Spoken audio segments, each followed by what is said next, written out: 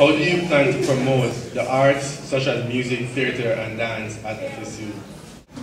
When I think about that question, I think about Ben Behar, who is a resident of the house that I live in, who also serves as a member within FSU marching bands, who's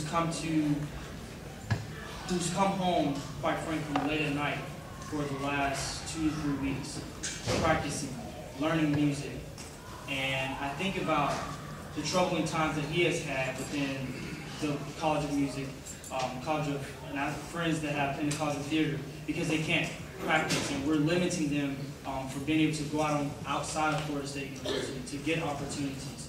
So I believe our plan to promote that would be, first off, going to the deans and having a conversation with them to figure out what we can do to find some level of balance there. Again, let's take it back to our We Hear You campaign. Ryan said this is a two-way street. It is a two-way street. So we're willing to go sit down with the deans of these colleges. I mean, we have senators in place now who represent these schools. And at the same time, as they represent these schools, it's their obligation to go back to these schools to talk to the deans and the students there. These concerns, yeah, is a question being posed. However, I've only heard from a couple individuals in regards to the fact that the music building is not open late enough for students to practice. And I think that is a problem that hinders the fact of us not being able to promote our student programming here within the College of Music, within the College of Visual Arts, within the College of Film, within the College of Theater. And because of that, it's time to sit down with these deans of the colleges, sit down with the administrators, and say, what can we do to ensure that our programs are top-notch and are being heard by the student body as well as by you.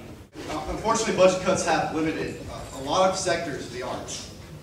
I give a perfect example. As a Division of Student Affairs, unfortunately, we have to limit competition groups. Limit their funding, almost $90,000 if I'm not mistaken.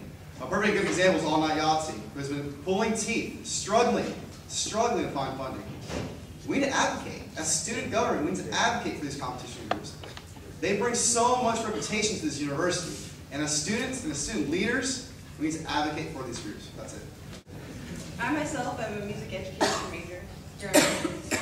And I think it's important to note that Florida State University is one of the greatest schools for music, for arts. The film school is highly competitive, the theater school is highly competitive, and I think in order to promote those things on campus, we have to make those things that are known. Like, our life does not end at Florida State. It goes throughout the world and around the country. And so to promote value in our own arts and music and band and everything, we need to let other people know that we are here. And sometimes people just don't understand that budget cuts really do impact the school.